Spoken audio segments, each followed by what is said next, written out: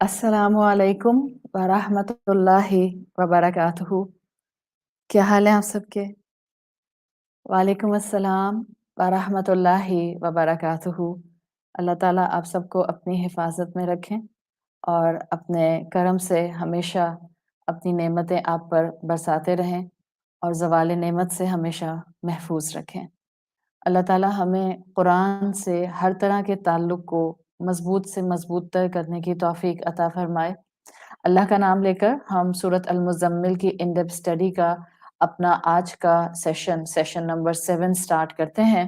अल्हम्दुलिल्लाहि रब्बिल आलमीन वस्सलातु वस्सलामु अला अशरफिल अंबियाइ वल मुरसलीन व अला आलिहि व सहबिहि व मन इस्तन्ना बिसुन्नतिहि इला यौमिद्दीन। अल्लाहुम्मा जअलना मिनहुम व मिनल लज़ीना आमनू व अमिलुस सालिहात वतवासौ बिल हक़्क़ि वतवासौ बिस्सब्र। आमीन या रब्बल आलमीन। सुम्मा अम्मा बाद फ़अऊज़ु बिल्लाहि मिनश शैतानिर रजीम। बिस्मिल्लाहिर रहमानिर रहीम। रब्बिश्रह ली सदरी वयस्सिर ली अमरी वहलुल उक़दतम मिन लिसानी यफ़क़हू क़ौली।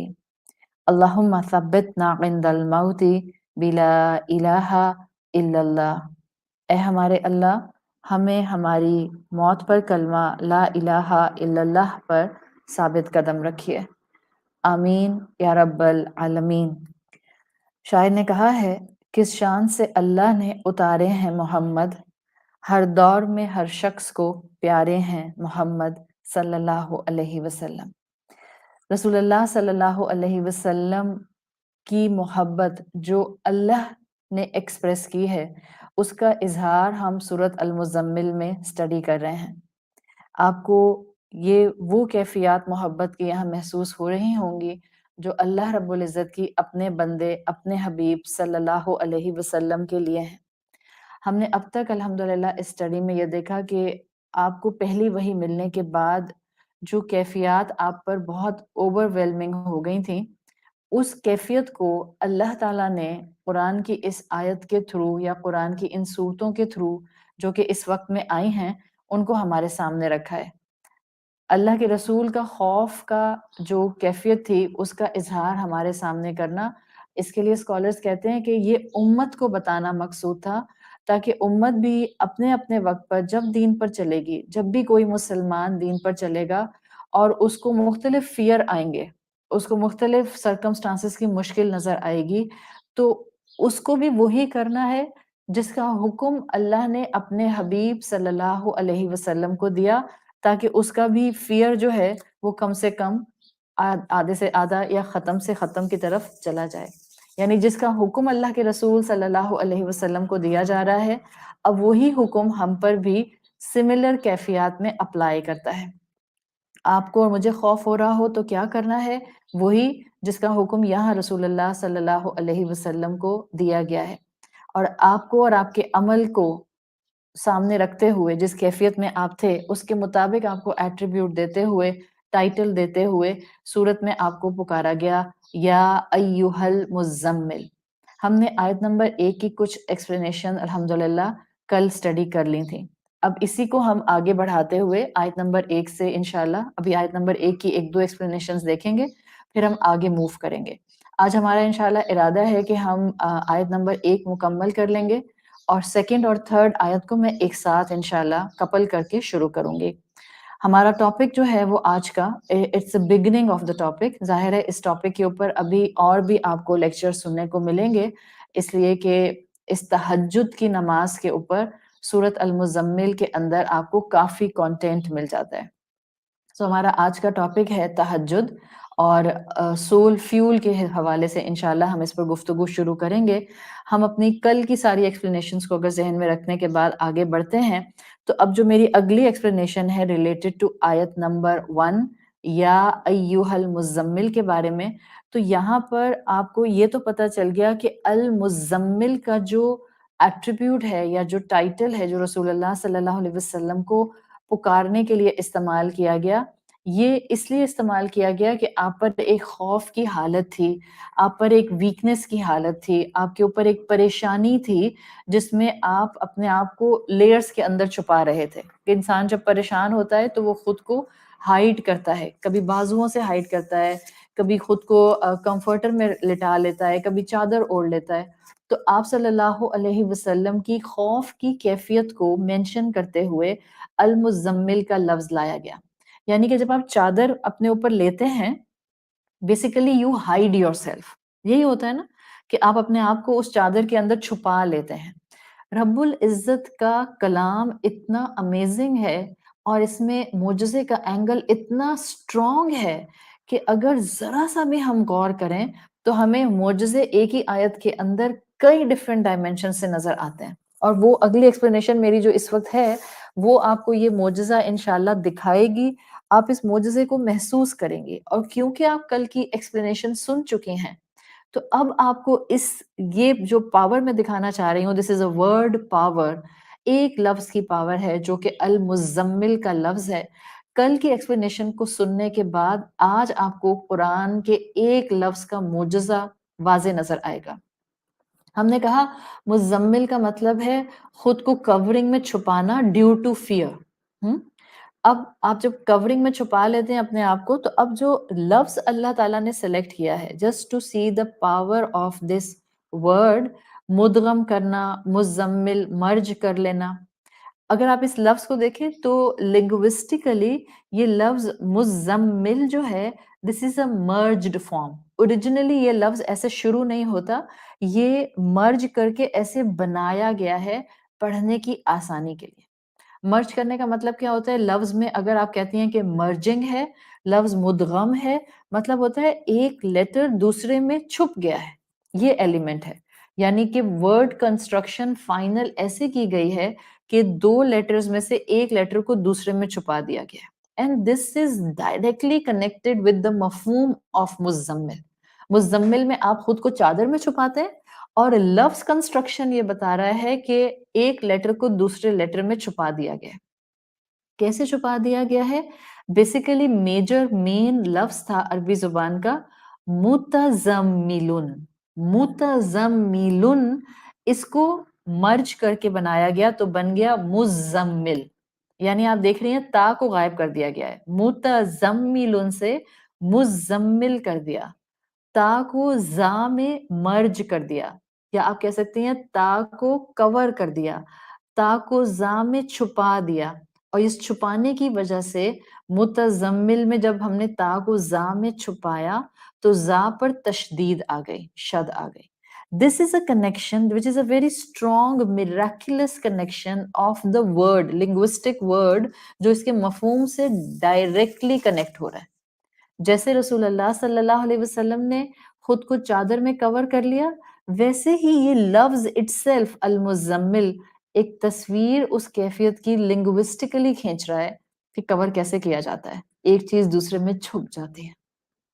قرآن حقیقتاً معجزہ ہے اور یہ فیکٹ ہے کہ اس کے عجائب کبھی ختم نہیں ہوں گے، اس کے ونڈرز کبھی ختم نہیں ہوں گے. آپ ڈائیو کرتے جائیں اس کے اندر اور آپ اس کے اندر سے علم کے موتی، سکون کے موتی، حکمت کے موتی نکال نکال کر اپنی زندگی کا حصہ بناتے رہیں تو قرآن کے ونڈرز، قرآن کے عجائب کبھی ختم نہیں ہوں گے.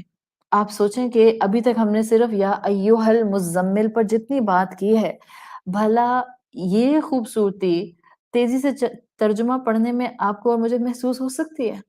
کبھی بھی نہیں ہو سکتی. تو ہر بڑی شے کو حاصل کرنے کے لیے محنت کرنی ہوتی ہے، راحت کو پیچھے چھوڑنا ہوتا ہے، وقت لگانا ہوتا ہے، ایفرٹ ڈالنی ہوتی ہے، خون پسینہ بہانا ہوتا ہے، پھر جا کر کوئی بڑی چیز آپ کو حاصل ہوتی ہے. تو لائف ٹائم کوالٹی اس کلام کو ہماری چاہیے اور ایک ایسا طریقہ کار لائف ٹائم کوالٹی کو اڈاپٹ کرنے کے لیے آپ کر سکتی ہیں کہ بس کسی کلاس کے ساتھ جڑ جائیں. کوئی ضروری نہیں ہے کہ صرف آپ اس ان ڈیپتھ اسٹڈی کلاس کے ساتھ جڑیں، جو آپ کے پاس بیسٹ پاسبل فارم ہے قرآن کی کلاس کے ساتھ کنیکٹ ہو جائیں تاکہ ایسے کنیکٹ ہو کہ ڈسپلن کے ساتھ کنیکٹ ہو، ایسے کنیکٹ ہو کہ آپ کو قرآن سے فیول ملتا رہے ایسے کنیکٹ ہوئیے کہ آپ کی جو ذمہ داریاں ہیں جو اللہ رب العزت نے آپ پر ڈالی ہیں وہ بھی نپتی رہیں، اسکیپ روٹ نہ ہو میری قرآن کی کلاس میرے گھر سے، اور میں اپنے اصلاح کے فیکٹر کو بھی تھامے رہوں اور اصلاح کے رنگ میری شخصیت کو نکھارتے بھی رہیں۔ تو یہ سارے وہ ایکسپلینیشنز ہیں جو وقت لگائے بغیر آپ کو سمجھ نہیں آ سکتے کہ کتنا قرآن کے الفاظ میں چھپے ہوئے ہیں۔ آیت کی ایکسپلینیشن آپ کو آیت کی ایک دقیق گہرائی، جس کو آپ کہتی ہیں اب ویری ڈارک ڈیپ ڈیپتھ، وہ دکھاتی ہے۔ سو دس از دا ایکسپلینیشن جس میں ہم نے مزمل کے لفظ کی ورڈ پاور کو اس کے مفہوم سے کنیکٹ کیا ہے۔ اب اگلی ایکسپلینیشن جو پہلی آیت سے ہی کنیکٹڈ ہے، یا ایھا المزمل، اور وہ کلاسیکل اسکالرز دیتے ہیں امتیاز رسول اللہ، اللہ کے رسول صلی اللہ علیہ وسلم کی ایک ڈسٹنگوشنگ پوزیشن، امتیاز رسول اللہ، یعنی اللہ کے رسول صلی اللہ علیہ وسلم سے جس محبت سے اللہ نے یہاں پر ان کو ایک ٹائٹل سے پکارا ہے۔ کہا جاتا ہے، اسکالرز یہ بات کہتے ہیں کہ آپ قرآن اٹھا کر دیکھ لیں تو اللہ کے رسول کو مختلف محبت بھرے ٹائٹلز کے ساتھ پکارنا، یہ اسپیسیفکلی اللہ کی سنت رسول اللہ صلی اللہ علیہ وسلم کے ساتھ نظر آتی ہے، یعنی یہ آپ کا امتیاز تھا، آپ کی ڈسٹنگوشنگ کوالٹی تھی۔ اس لیے کہ باقی انبیاء کو جب بھی اللہ تعالیٰ نے قرآن میں پکارا ہے تو اللہ نے ان کو ان کے ناموں سے ایڈریس کیا ہے، اللہ تعالیٰ نے ان کو ان کے ناموں سے حرف ندا کے ساتھ اٹیچ کر کے پکارا ہے۔ اللہ نے کئی انبیاء اور کئی رسولوں کا قرآن میں ذکر کیا ہے، 26 آتے ہیں یا 27 میکسیمم آتے ہیں، the number is little different، یا 26 ہیں یا 27 ہیں، لیکن جس بھی رسول کو اللہ تعالیٰ نے قرآن میں ایڈریس کیا ہے، یا موسیٰ، یا عیسیٰ، یا زکریا، یا نوح، یا ہود، یہ اس طرح سے ان کے ناموں کے ساتھ حرف ندا لگا کر ان کو پکارا گیا ہے۔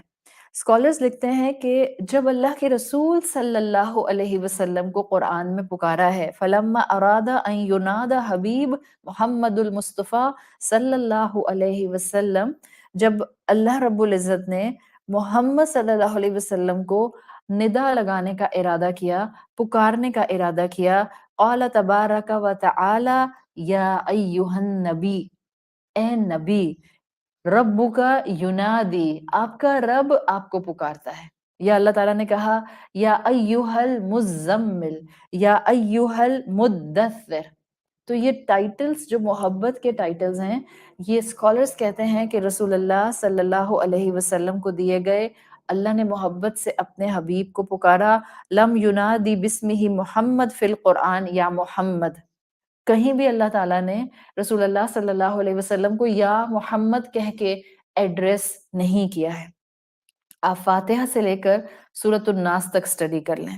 ہاں، جب آپ کی رسالت کو مینشن کیا گیا، آپ کے مقام کو مینشن کیا گیا، آپ کا رسول ہونا مینشن کیا گیا، تب کہا گیا وما محمد الا رسول، محمد نہیں ہے لیکن صرف ایک رسول۔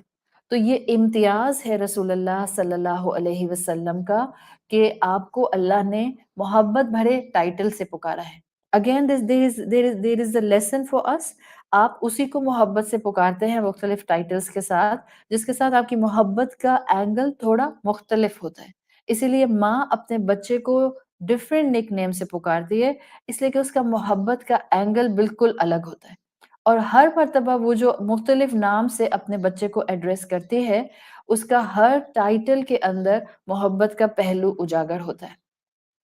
تو رب کو، آپ کو نظر آئے گا کہ رب کو جس محبت کا اظہار کرنا تھا، اس کو رسول اللہ صلی اللہ علیہ وسلم کا ڈسٹنگوشنگ فیکٹر بنا دیا، امتیاز رسول بنا دیا، اور آپ کو آپ کے نام کے ساتھ حرف ندا کہہ کے یا محمد کہہ کے نہیں پکارا گیا ہے۔ So this was the second explanation۔ اب جب آپ آگے بڑھتی ہیں تو ابھی تک ہم نے دیکھا کہ آیت نمبر 1 میں صرف پکار ہے، یا ایھا المزمل، محبت کا اظہار ہے۔ اب جو اللہ تعالیٰ نے آگے بات کہنی ہے، اس بات کے لیے آپ کو آیت 2 کی طرف جانا پڑتا ہے۔ جیسے کہ آپ کو میں نے ابھی بتایا تھا پچھلی کلاس میں، کل ہی ہم نے بات کی تھی کہ علم البلاغہ پرسپیکٹو میں جب کسی کو یا ایھا کہہ کے پکارا جاتا ہے تو نہ صرف اس میں ایک کلوزنس ہوتی ہے، نہ صرف اس میں رسپیکٹ ہوتی ہے، نہ صرف اس میں کسی کو مقام دیا جاتا ہے، سائملٹینیسلی یہ فیکٹر بھی ہوتا ہے کہ اب جو اس کے بعد بات بتائی جائے گی وہ بڑی سیریس بات ہے، ویلیویبل بات ہے، اٹ ہیز سم ویٹیج، وہ بڑی بینیفیشل بات ہے۔ تو اللہ کے رسول صلی اللہ علیہ وسلم کو ان کے حالت خوف میں محبت سے پکار کر اب اللہ تعالیٰ جو حکم دینا چاہ رہے ہیں یا جو بات کہنا چاہ رہے ہیں وہ اگلی آیت میں آ رہی ہے۔ یہاں آپ کو آیت نمبر 2 پہ جانے سے پہلے ایک اللہ تعالیٰ کی سنت مل گئی ہے۔ ہم ایک دوسرے کی اچھی عادات کو اڈاپٹ کرتے ہیں اور کرنا بھی چاہیے۔ ہم رسول اللہ صلی اللہ علیہ وسلم کی سنتوں پر چلنے کی کوشش کرتے ہیں اور چلنا بھی چاہیے۔ اللہ کی بھی کچھ سنتیں ہیں جو آپ کو قرآن کی آیات سے واضح طور پر نظر آتی ہیں۔ جب بندے کو، بندہ مومن کو اللہ کی سنت سمجھ آ جائے، اس کو ضرور اپنی زندگی کا حصہ بنانا چاہیے۔ سو ہیئر ان دس مقام، شفٹنگ فرام آیا نمبر 1 ٹو آیا نمبر 2، اسکالرس کہتے ہیں کہ اللہ کی سنت اللہ کی ایک بہت حسین، ایک بہت کمپریہنسو جامع میتھڈالوجی نظر آ رہی ہے، اور وہ یہ کہ حکم دینے سے پہلے اللہ نے جو طریقہ اڈاپٹ کیا ہے وہ اللہ نے تمام مسلمانوں کو سکھا دیا کہ کسی کو حکم دینے سے پہلے جو میتھڈالوجی تم نے اڈاپٹ کرنی ہے that's more important than giving حکم۔ اگر یہ بات ماؤں کو سمجھ آ جائے گی تو مائیں اپنے بچوں کی تربیت کافی بہتر پیٹرن پہ کر سکیں گی as compare to the pattern we have adapted right now.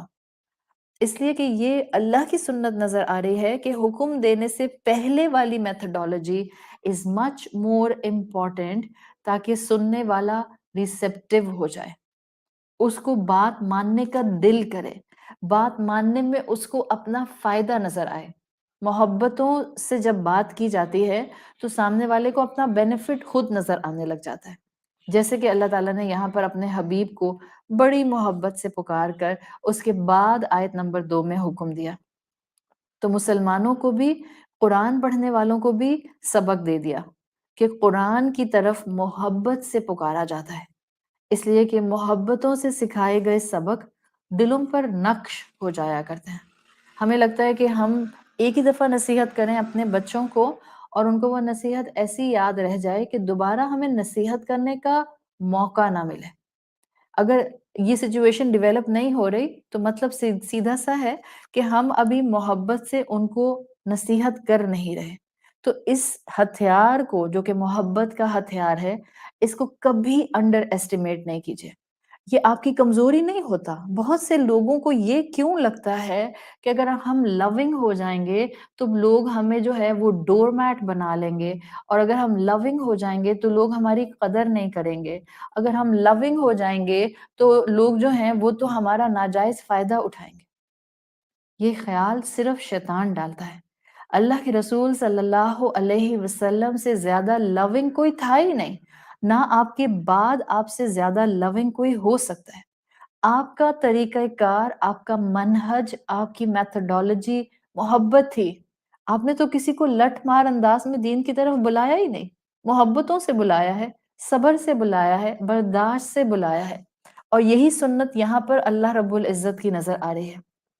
جس دن دین کے ساتھ دین والوں نے محبت کو تھام لیا، آپ یقین کیجئے اللہ کی محبت کے چراغ گھر گھر جلتے ہمیں نظر آنے لگ جائیں گے۔ میں وداؤٹ ایگزیجریشن بتا رہی ہوں، ہر دل میں ایک دیا روشن کرنے کا سامان ہونے لگ جائے گا اگر دین والوں نے محبت تھام لی۔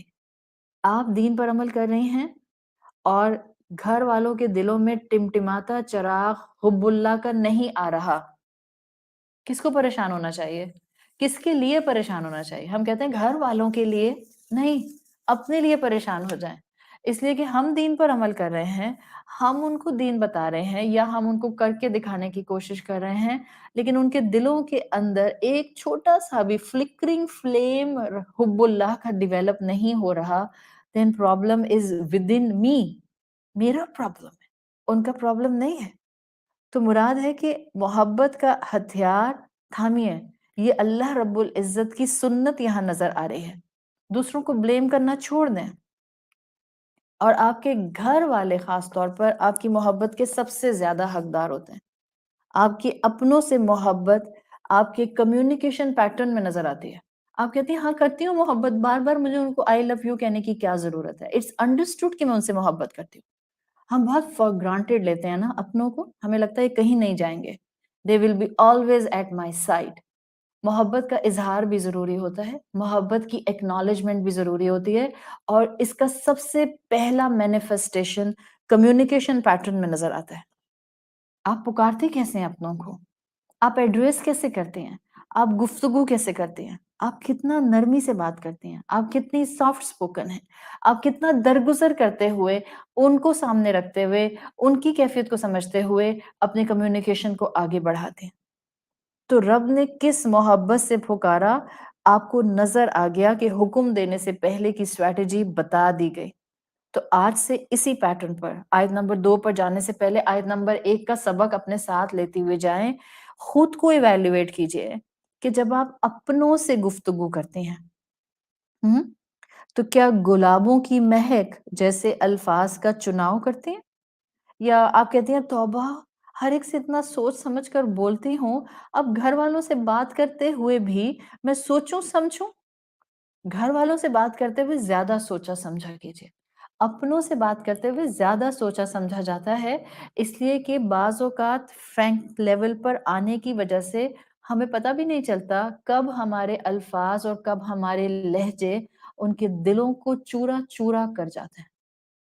ہم میں سے ہر ایک کو یہ احساس تو ہوتا ہے کہ میرا دل ٹوٹ جاتا ہے جب فلاں مجھ سے ایسے بات کرتا ہے، میں ہرٹ ہو جاتی ہوں جب فلاں مجھے اس نظر سے دیکھتا ہے، میں جو ہوں وہ ڈپریشن میں چلی جاتی ہوں جب فلاں میرے ساتھ اتنی ہارشلی بات کرتا ہے. ہاں ایسا آپ کے ساتھ ہوتا ہوگا، لیکن عقل مند انسان وہی ہے جو بے وقوف کی غلطی سے سیکھتا ہے. کیا آپ اپنوں سے بات کرتے ہوئے الفاظ کا چناؤ درست کرتی ہیں؟ اگر نہیں کرتی ہیں، سناؤ دس از یور ہوم ورک. آج سے اپنوں کے ساتھ ایسے الفاظ سلیکٹ کریں کہ گلاب کی مہک آئے ان میں سے. آپ میں سے کوئی سوچ رہا ہوگا کہ ان کے بھی تو آگے اعمال ایسے ہوں کہ ہم گلاب کی مہک والے الفاظ ان کے ساتھ بولیں. چلیں اگر ان کی زیادتیاں بہت زیادہ ہیں تو گلاب کی مہک والے الفاظ اگر آپ نہیں بھی بول سکتی ہیں تو گلاب کی نرمی جیسے الفاظ تو بول ہی سکتی ہیں نا. It will be completely your benefit. جتنا نرمی سے بولیں گی، یاد رکھیں ان کے لیے نہیں، آپ کے الفاظ کا سلیکشن آپ کے لیے بہتر ہوتا ہے، اس لیے کہ یہ آپ کی شخصیت کی ریپرزنٹیشن ہوتی ہے. تو پہلے محبت کے رابطے بنانے ہوتے ہیں اور اس پر محنت کرنی ہوتی ہے. درس دینے کی کوشش میں ہر وقت نہ رہا کریں، وہ ضرورت ہی نہیں پڑتی ہے. تو اللہ کی سنت ایک بہت سٹرونگ امپیکٹ کے ساتھ یہاں پر ہم مسلمانوں کو دے دی گئی ہے کہ اچھی بات بتانے سے پہلے، نصیحت کرنے سے پہلے، حکم دینے سے پہلے بلڈ اے ریپو. ایک کمفرٹ لیول پر آ جاؤ سامنے والے سے، اس کو محبت کرنا سکھا دو، اس کو اپنی محبت کے ساتھ جو ہے انوالو کر لو. پھر جب تم حکم دو گے تو وہ تمہاری بات کو پھر دل و جان سے مانے گا. پھر شاید آپ جتنا نہیں بھی کہہ رہی ہوں گی، آگے بڑھ کر پھر سامنے والا آپ کی بات مانے گا. کر کے دیکھیں، آپ کو پریکٹیکلی یہ چیز نظر آئے گی. آخر صحابہ کرام کو یہی تو محبت ملی تھی رسول اللہ صلی اللہ علیہ وسلم سے. آپ اتنا نرم مزاج تھے، آپ اتنے اکوموڈیٹنگ تھے، آپ اتنا زیادہ دوسرے کی کیفیت کو اپنے دل پر محسوس کیا کرتے تھے کہ صحابہ صرف آپ کے حکم پر اطاعت نہیں کرتے تھے، وہ تو آپ کا اتباع کیا کرتے تھے، وہ آپ کو بلائنڈلی فالو کیا کرتے تھے، آپ کے پیچھے پیچھے چلا کرتے تھے. ان کی محبت کے اینگل اتنے زیادہ تھے کہ بس وہ جو چیز جو کام کرتے ہوئے رسول اللہ صلی اللہ علیہ وسلم کو دیکھ لیتے تھے وہ وہی کام کرنا شروع کر دیتے تھے. آپ اور میں شاید اس محبت اور اتباع کے اینگل کو فیل بھی نہیں کر سکتے. اتنی محبت کہ ایک صحابی رسول کی جب اللہ کے رسول صلی اللہ علیہ وسلم سے ملاقات ہوئی، اس وقت آپ کے کرتے کا اوپر کا بٹن جو تھا وہ کھلا ہوا تھا. ان صحابی کے لیے آتا ہے، انہوں نے زندگی بھر اس کے بعد اپنے کرتے کا بٹن اوپر کا بند نہیں کیا. آج کے ہم جیسے مسلمان ہوں، نعوذ باللہ، ہم کہیں چلو کتنا ایکسٹریمسٹ بندہ، اب اس میں بھی کیا، بس نماز پڑھ تو رہا تھا کافی تھا. یہ کون سی محبت کا اینگل ہے؟ محبت میں پیمانے نہیں رکھے جاتے ہیں. محبت کے اندر آپ میجرمنٹس نہیں کرتے ہیں، کیلکولیشنز نہیں کرتے ہیں کہ اچھا یہ اگر مجھے اس طرف سے ملے گا تب میں ادھر سے اتنا کر سکوں گی. جب ہم یہ ٹٹ فار ٹیٹ اپنوں کے ساتھ محبت کے رشتوں میں کرتے ہیں تبھی ہم ڈیمیج کرتے ہیں، تبھی ہم نقصان کرتے ہیں۔ صحابہ بس اللہ کے رسول کو دیکھتے تھے اور بس اس کے بعد وہ زندگی میں اس عمل کو تھام لیا کرتے تھے آؤٹ آف محبت۔ کوئی جنت دوزخ کی بات نہیں تھی، کوئی گناہ ثواب کی بات نہیں تھی، کوئی اس وقت حلال حرام کی بات نہیں تھی، کوئی واجب اور نوافل کی بات نہیں تھی۔ بس انہوں نے اپنی زندگی میں پہلی مرتبہ رسول اللہ سے ملاقات کی، ان کا کرتے کا بٹن کھلا ہوا دیکھا اوپر والا، زندگی بھر اس محبت میں انہوں نے وہ کرتے کا بٹن بند نہیں کیا۔ اللہ کو جس بات پر پیار آ جائے، اللہ کو تو بندے کی ایک ادا پر پیار آ جائے، وہ اللہ اپنے بندے کو زندگی بھر کی کمزوریوں کے ساتھ بخش سکتا ہے، ہمیں بھی بچ سکتا ہے۔ آپ کی اور میری نیتیں صاف ہونی چاہیے، خلوص بھرپور ہونا چاہیے، ٹرانسپیرنسی کے سمندر ہمارے اندر ہوں گے، آٹومیٹیکلی ہمارے چھوٹے چھوٹے اعمال اللہ رب العزت کو محبت کی طرف، ہمارے اوپر رحمت برسانے کی طرف لے کر آئیں گے۔ تو اللہ رب العزت نے محبت کے ساتھ رسول اللہ صلی اللہ علیہ وسلم کو ندا لگاتے ہوئے، آپ کو امتیاز دیتے ہوئے، یا ایھا المزمل کہتے ہوئے آگے فرمایا آیت نمبر 2 اور آیت نمبر 3، قم اللیل الا قلیلا، rise and stand at night but for a short while، آیت نمبر 2۔ اور آیت نمبر 3 میں فرمایا نصفہ او انقص منہ قلیلا، ہاف آف دا نائٹ کھڑے ہوں یا تھوڑا سا ہاف نائٹ سے کم کھڑے ہوں، نصفہ او انقص، آدھی رات یا چلیں آدھی میں سے تھوڑی کم کر لیں، کمی کر لیں، منہ قلیلا، رات میں سے تھوڑی سی رات کو کم کر کے آپ زیادہ ٹائم قیام کیجئے، آدھی رات قیام کیجئے یا بس آدھی سے تھوڑا کم لیکن قیام کیجئے۔ دس از دا حکم جو سورت المزمل کی آیت نمبر 2 اور 3 میں رسول اللہ صلی اللہ علیہ وسلم کو دے دیا گیا۔ اس مفہوم کو، یہ جو آیت نمبر 2 اور 3 میں بن رہا ہے، اس کو دو طرح سکالرز ڈیفائن کرتے ہیں۔ قم اللیل الا قلیلا، نصفہ او انقص منہ قلیلا۔ نمبر 1 وہ کہتے ہیں اس مفہوم میں جو آپ کو ویٹیج ملتا ہے، جو اگر آپ شان نزول کو ذہن میں رکھیں گے نا تو آپ کو دونوں مفہوم سمجھ آئیں گے۔ پہلا مفہوم وہ کہتے ہیں کہ اس میں سے یہ نکلتا ہے کہ رات میں زیادہ وقت پلیز قیام میں کھڑے رہیے، spend only a little of it in sleep، کم سوئیے اور زیادہ وقت اپنے قیام میں کھڑے رہیے۔ یہ والا کانسیپٹ اسکالرز کہتے ہیں کہ پہلا مفہوم ان دو آیتوں سے یہ سامنے آتا ہے، اور جو دوسرا مفہوم ہے وہ کہتے ہیں جو اس سے آ سکتا ہے، دا پاسبل مفہوم، وہ یہ کہ تم سے پوری رات میں قیام میں کھڑے ہونے کی توقع نہیں رکھ رہا، کچھ ریسٹ بھی کر لو اور پھر ایک حصہ رات کا قیام کرو، عبادت کرو۔ اگر آپ شان نزول دیکھتے ہیں اور پریکٹیکل امپلیکیشن دیکھتے ہیں سورت المزمل کی، تو کلاسیکل اسکالرز کہتے ہیں کہ جو قرآن کے اور بھی مقامات ہیں جہاں پر قیام، رات کے قیام کی اہمیت آئی ہے، اس کو بھی سامنے رکھا جائے، اور اگر ہم شان نزول کو بھی سامنے رکھیں تو وہ کہتے ہیں سورہ دہر کی آیت نمبر 26 بھی کچھ یہی مفہوم بتاتی ہے۔ سورہ دہر جس کو سورۃ الانسان بھی کہا جاتا ہے، سورۃ الدہر آیت نمبر 26، وہاں اللہ نے فرمایا ہے وَمِنَ اللَّيْلِ فَاسْجُدْ لَهُ وَسَبِّحْهُ لَيْلًا طَوِيلًا، اور رات کے کچھ حصے میں آپ اس کے سامنے سجدہ کریں اور لمبے حصے میں اس کی پاکی بیان کریں، یعنی کہ ایکسٹینڈڈ قیام کریں، کھڑے رہیں تاکہ آپ زیادہ قرآن پڑھیں۔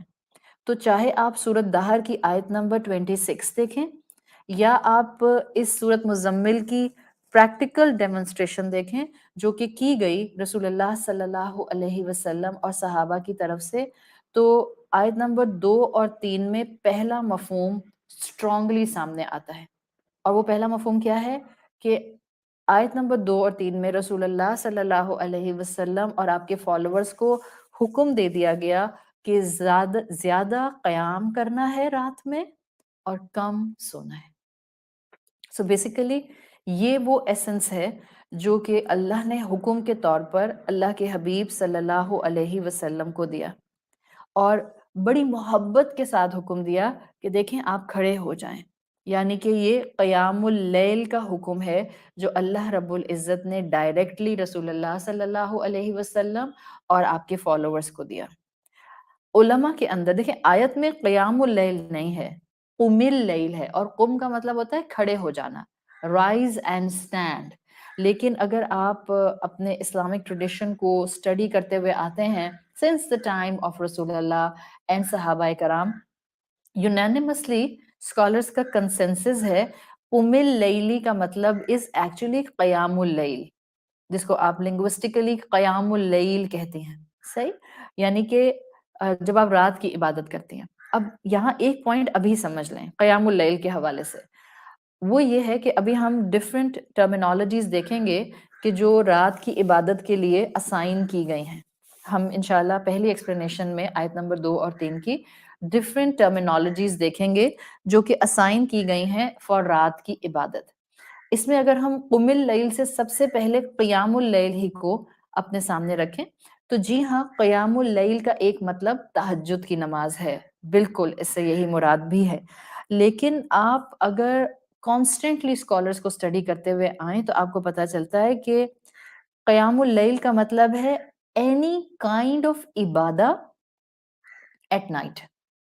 It's not just related to اللہ اکبر کر کے قیام کی حالت میں جو آپ نوافل پڑھتے ہیں، یس اٹ از دیٹ نوافل thing also, simultaneously what ever you will do رات میں عبادت کے طور پہ وہ بھی قیام اللیل میں آتا ہے۔ اب یہ بتانا اس لیے ضروری تھا ڈیو ٹو ون اور two reason, because right now we are in Ramzan, اور خواتین اکثر بڑی پریشان ہوتی ہیں جب بھی ان کے منتھلی سائیکلز آتے ہیں اور ان کو لگتا ہے کہ رمضان میں روزے کا، قرآن کی تلاوت کا ایک ٹیمپو ٹوٹ جاتا ہے، اور ظاہر ہے اٹس اے فیکٹ کہ ٹیمپو ٹوٹتا تو ہے، اور وہ ایک آپ کا جو ایک سنرجی بن رہی ہوتی ہے عبادت کرنے کی، اس میں ہلکا سا جو ہے ایک ویو آتا ہے۔ لیکن یہ کلیرٹی آپ کو انشاءاللہ ہمت دلائے گی کہ جب اللہ رب العزت قیام اللیل کی بات کرتے ہیں، اور رمضان کے حوالے سے ہم قیام اللیل کی اصطلاح اکثر سنتے ہیں، تو یاد رکھیں اس میں جہاں نوافل نماز پڑھنا آتا ہے، وہاں جہاں اس میں قرآن پڑھنا آتا ہے، وہاں اس میں سائملٹینیسلی قرآن سننا بھی آئے گا۔ سو اسکالرس کے مطابق اینی عبادت which you will do at night time that will be under the shade and under the umbrella of قیام اللیل۔ تو آپ چاہے لیکچر سن رہی ہیں، چاہے آپ تسبیح پڑھیں، آپ تسبیح پڑھ سکتی ہیں اپنے پیریڈز کے اندر، نو ایشو، آرام سے پڑھ سکتی ہیں۔ جو فقہی معاملات ہیں میں اس کے اندر بالکل نہیں جاؤں گی، اور بہتر ہے کہ آپ لوگ بھی سوال نہیں پوچھیے گا۔ ویسے بھی معذرت کے ساتھ آپ لوگوں کے کامنٹس میں نہیں دیکھ پاتی ہوں، اس لیے کہ روز بھی لیکچر ہو رہا ہے، اور میں نے بھی اس وقت جو ہے وہ ٹیم کو یہ نہیں کہا ہوا کہ وہ مجھے اسکرین شاٹس لے کر بھیجیں، کیونکہ اس وقت جو ہے وہ اس چیز کو ہم کیٹر نہیں کر پائیں گے۔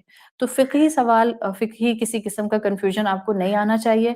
آج ہم شروع کر رہے ہیں تہجد کا topic, it will take some time, so صبر کے ساتھ سنیے، وقت کے ساتھ ساتھ آپ کو بہت سے جواب آٹومیٹیکلی یہاں انشاءاللہ مل جائیں گے، اور اگر کوئی رہ جائیں گے تو آپ جو ہے وہ کسی بھی استاد کے آڈیوز یا کسی کتاب سے انشاءاللہ ان کو آرام سے سمجھنے میں آگے بڑھ سکتے ہیں۔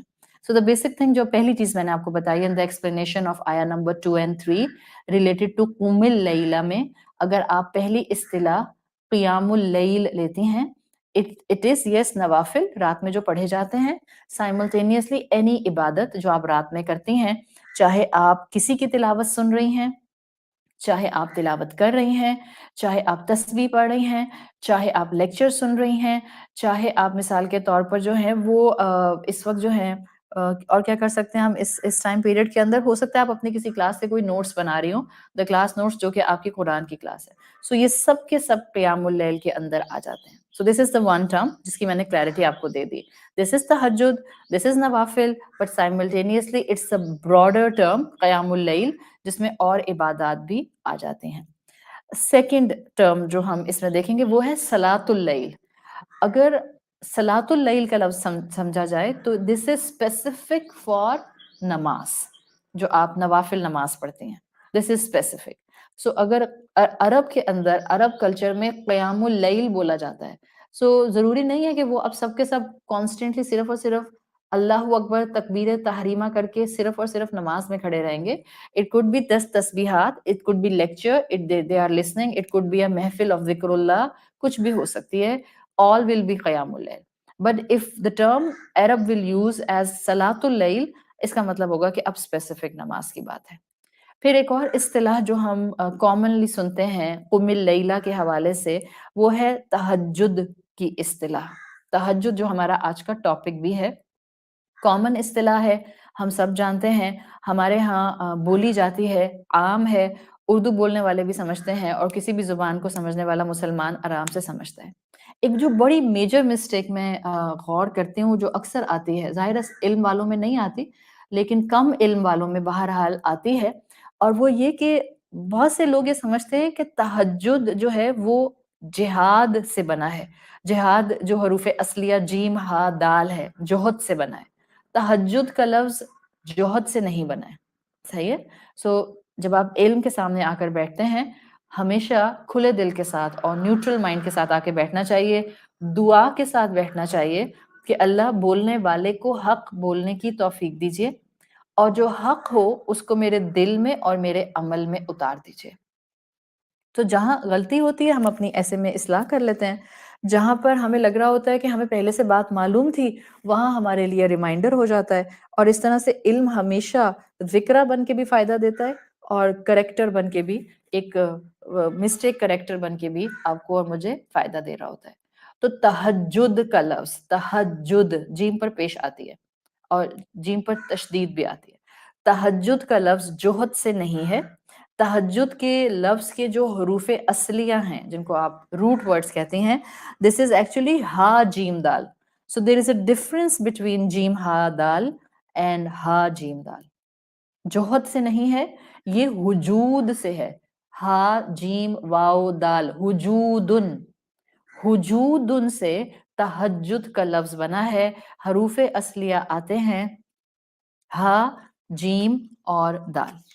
لنگوسٹکلی وجود کا مطلب کیا ہوتا ہے, ابھی میں آپ کو بتا دیتی ہوں, اور پھر آپ کو پتا چلے گا کہ جیسے آپ کو المزمل کی لنگوسٹک پاور سے اس کے مفہوم کا کنیکشن سن کے مزہ آ گیا. سیم تھنگ یو ول فیل انشاءاللہ with in the term of تہجد. لنگوسٹکلی جب آپ ہا جیم دال سے تہجد کا لفظ بننا دیکھتے ہیں, اور آپ دیکھتے ہیں کہ یہ وجودن سے بنا ہے. وجود کا مطلب ہوتا ہے doing the opposite of some thing. یعنی میں آپ سے کہوں کہ ہنسیں, اور آپ ہنسنے کی بجائے رونا شروع کر دیں. میں آپ سے کہوں چلیں, آپ چلنے کی بجائے بیٹھ جائیں. So this is actually in Arabic language is وجود, doing the opposite of something. اب سوچیں تہجد کو تہجد کیوں کہتے ہیں؟ کیا چیز ہم اپوزٹ کر رہے ہوتے ہیں؟ ہم کیا کرتے ہیں سونے کے وقت میں؟ آپ اپنے آپ کو سونے کی بجائے جگانے کی کوشش کرتے ہیں. سو دا اپوزٹ آف سونا از دا جاگنا. تو آپ اپنے آپ کو سونے کی بجائے جگانے کی کوشش کرتے ہیں. اس لیے ایک ایلیمنٹ سرٹن اسکالرز میں اسپیسیفک ہے, وہ یہ کہ آپ کو تہجد پڑھنے کے لیے پہلے تھوڑی دیر سونا ہوتا ہے, then you have to get up for تہجد.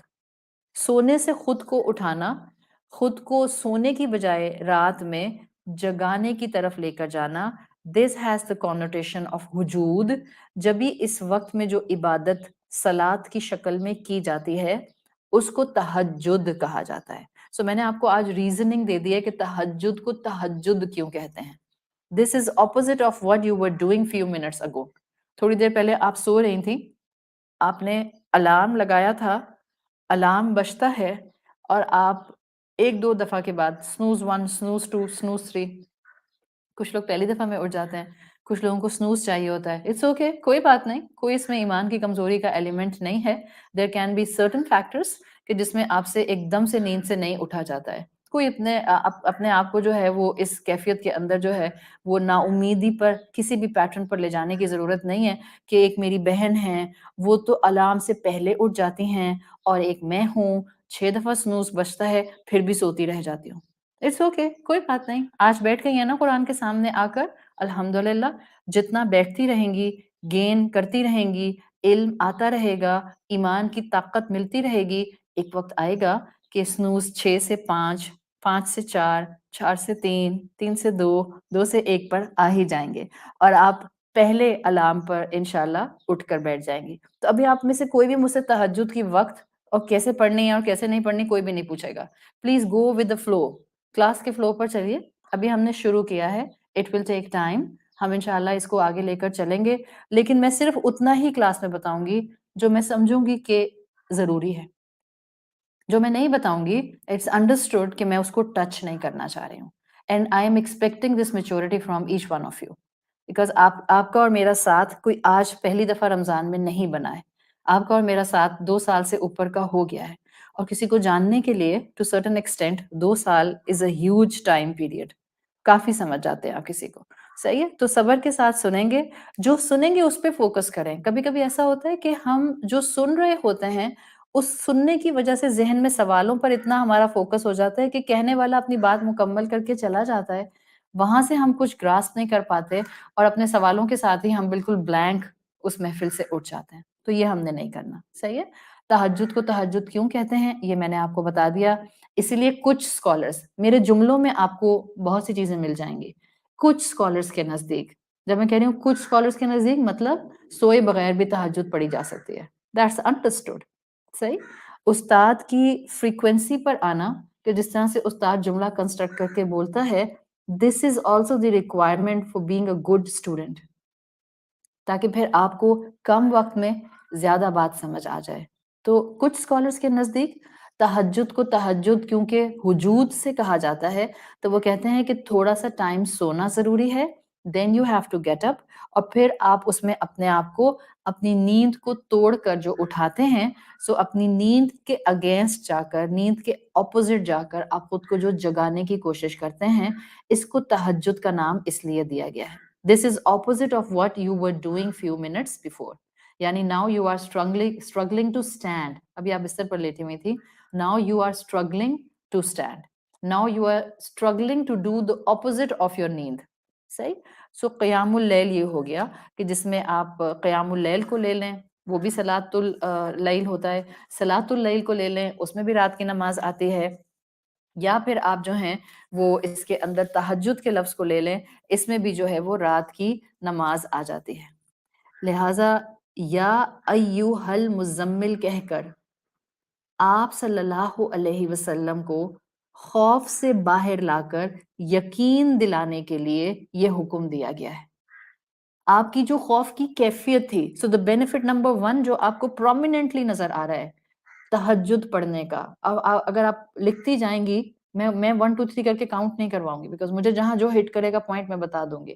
بٹ ابھی جو مجھے ایک دم سے پوائنٹ اس وقت ذہن میں آیا ہے point number 1 the benefit of تہجد آپ کو جو فائدہ دے گا وہ یہ کہ اللہ کے رسول صلی اللہ علیہ وسلم پر بیسیکلی خوف کی کیفیت کو دور کرنے کے لیے آپ کو تہجد کی عبادت دی جا رہی ہے.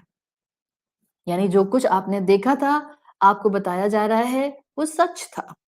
تو اگر آپ کو زندگی میں خوف ہیں بعض اوقات مستقبل کا خوف ہوتا ہے بعض اوقات کسی بیماری کی وجہ سے کوئی خوف ہوتا ہے بعض اوقات اولاد کی طرف سے کچھ خوف آ جاتے ہیں بعض اوقات انسان کے حالات فائنینشلی مضبوط نہیں ہوتے تو انسان میں کچھ فیئر آ جاتے ہیں بعض اوقات آپ پڑھائی کر رہی ہیں اور آپ نے سارا سال پڑھائی پر وقت نہیں لگایا and now exams are in front of you اور آپ کو خوف طاری ہو رہا ہے کہ میری تیاری نہیں ہے.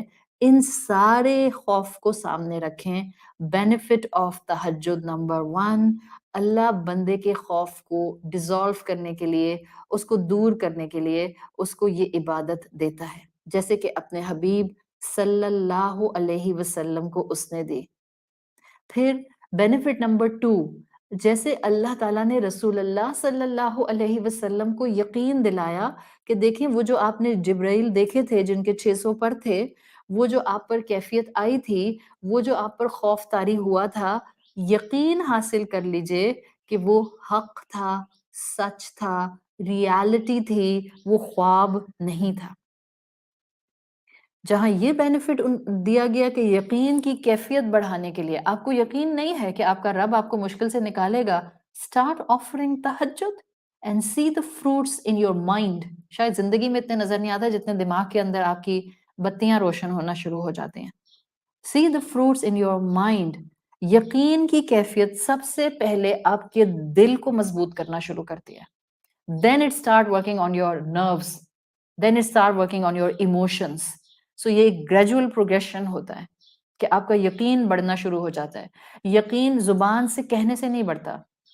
یقین آپ کی بہت ڈیپ اندر کی کیفیت ہے. یو کین ناٹ سے کہ بس مجھے یقین ہے اللہ پر، اور دل آپ کا جو ہے وہ شیور کر رہا ہوتا ہے کسی کام میں آگے بڑھتے ہوئے. جب یقین پختہ ہوتا ہے قدم مضبوط ہو جاتے ہیں، پھر آپ کو طوفان بھی نہیں ہلاتے ہیں، پھر آپ کو آس پاس کی آزمائشیں بھی نہیں ہلاتی، بیکاز دل کا یقین فزیکلی قدموں کو استقامت اور مضبوطی دے دیتا ہے. میں نے پہلے بھی یہ بات کی تھی، مومن کا یقین اس کو پہاڑ سے زیادہ مضبوط کر دیتا ہے. اور یہ آپ کو اس رمضان اپنے اندر ڈیویلپ کرنے کی کوشش کرنی ہے. وہی بھیجنے والے رب نے رسول اللہ کے خوف کو دور کیا، وہی بھیجنے والے رب نے رسول اللہ کو یقین کی کیفیت دی، وہی بھیجنے والے رب نے اپنی محبت دکھانے کے لیے رسول اللہ صلی اللہ علیہ وسلم کو تہجد کی عبادت دی، تاکہ ان کو بتایا جائے کہ دیکھو اب جو ذمہ داری آ رہی ہے اس دین کے ساتھ، اٹس اے ہیوج ریسپانسبلٹی. یہ جو حکم قیام اللہ نے اپنے حبیب صلی اللہ علیہ وسلم کو دیا ہے، اس حکم قیام کے پیچھے ذمہ داری تھی جو اللہ رب العزت اپنے بندے پر ڈالنا چاہ رہا تھا.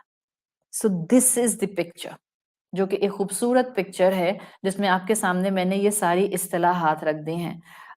ایک اصطلاح اور ہے جس کے اوپر ابھی ہم بات کریں گے تاکہ وہ بھی آپ کی کمپلیٹ ہو جائے. تو آج ہمارا اصطلاحات کا جو پورشن اور ایکسپلینیشن ہے وہ مکمل ہو جائے گا. کلاسیکل اسکالرز میں کچھ اسکالرز بہرحال اس کونوٹیشن کو بڑی اسٹرانگلی امت میں جو ہے وہ تعلیم دیتے رہے ہیں. ان میں ابراہیم نخعی کا نام آتا ہے، one of the classical scholar, بہت مشہور ہیں، جن کی ایکسپلینیشنز بھی آپ کو عربی زبان میں ان کی ایکسپلینیشنز ملتی ہیں.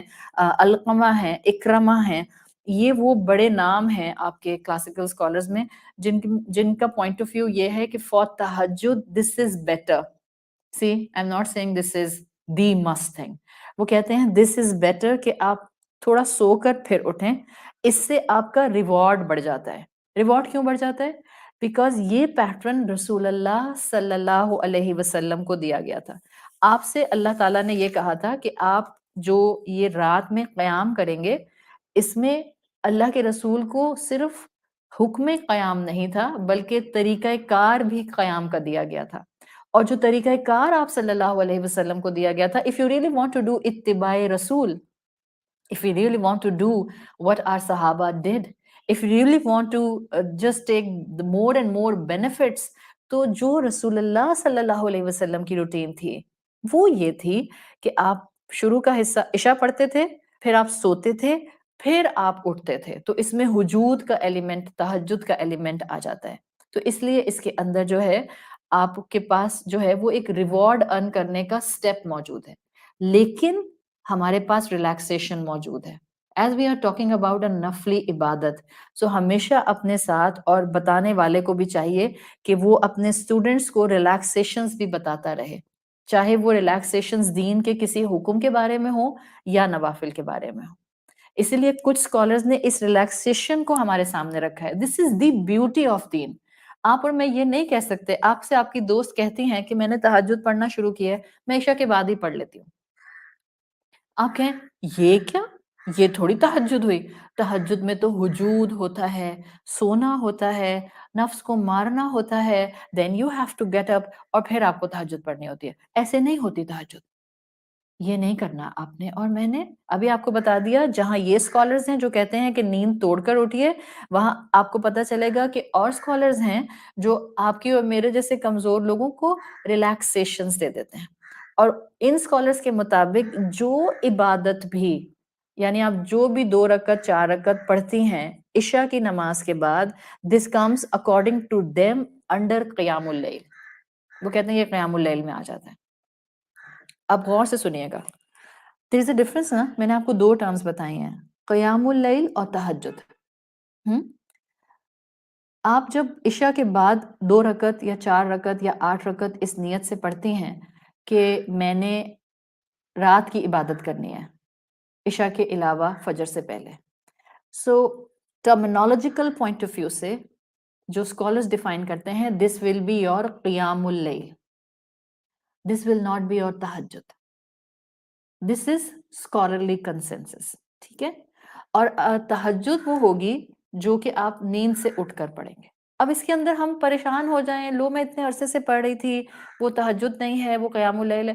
اللہ کو شدید پیار آتا ہے اپنے بندے پہ جب اس کا بندہ نفلی عبادت کرتا ہے.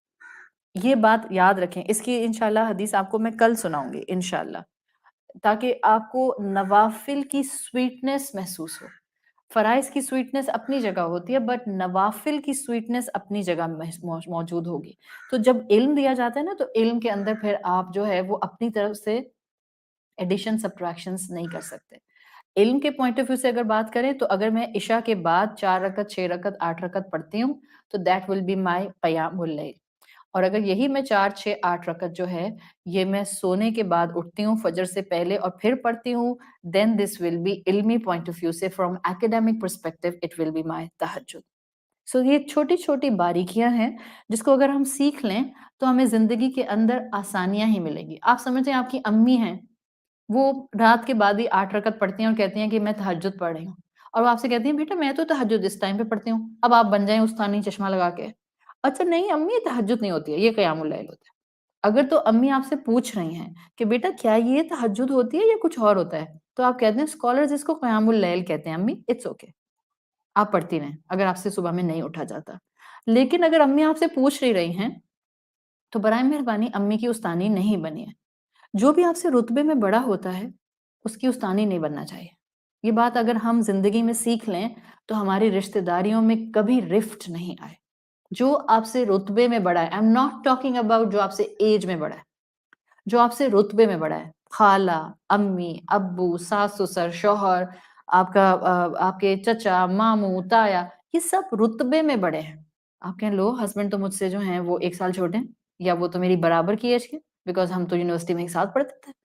I'm not talking about the age factor. I'm talking about the رتبہ factor. جو آپ سے رتبے میں بڑا ہوتا ہے آپ اور میں اس کی تربیت نہیں کر سکتے. اگر اس اصول پر زندگی گزارنا شروع کریں گی you will be at a peaceful mindset. تو اگر امی کہتی ہیں کہ میں تو اس ٹائم پر تہجد پڑھتی ہوں، آپ کہیں ٹھیک ہے امی الحمدللہ، اللہ قبول کرے اور مجھے بھی پڑھنے کی توفیق دے. یہ وہ انداز ہیں جو قرآن کی سٹڈیز ہمیں ڈیلی بیسس پر بہتر انسان بننے کے لیے سکھاتے ہیں. یہ حقیقت ہے کہ نیند توڑ کر اٹھنا از اے ٹف اسٹیپ، مشکل ہوتا ہے اور بہت سے لوگوں کے لیے مشکل ہوتا ہے. کوئی انسان بیچارہ سلیپنگ پلس لے کر سو رہا ہے، اس کے لیے تو فجر پر اٹھنا ہی ہارڈلی مشکل ہوتا ہے، کہاں کہ تہجد کے لیے آپ اس کو جو ہے وہ انکریج کریں. کوئی انسان جو ہے وہ رات میں 4 گھنٹے بستر پر ایسے ہی لیٹا رہتا ہے، پھر ہارڈلی جا کر اس کو نیند آتی ہے، اور اس کے لیے تہجد پر اٹھنا کتنا مشکل ہے. تو یہ وہ سارے دین کے ایسپیکٹس ہیں جو وسعت دیتے ہیں. اس وسعت کو محسوس کیجئے اور اس وسعت کو اپنا کر اللہ کی محبت میں جتنا آگے جا سکتے ہیں آگے جائیے. And let people take these وسعت، ان کو بھی دیں یہ وسعت، صرف اپنے لیے نہیں ہے.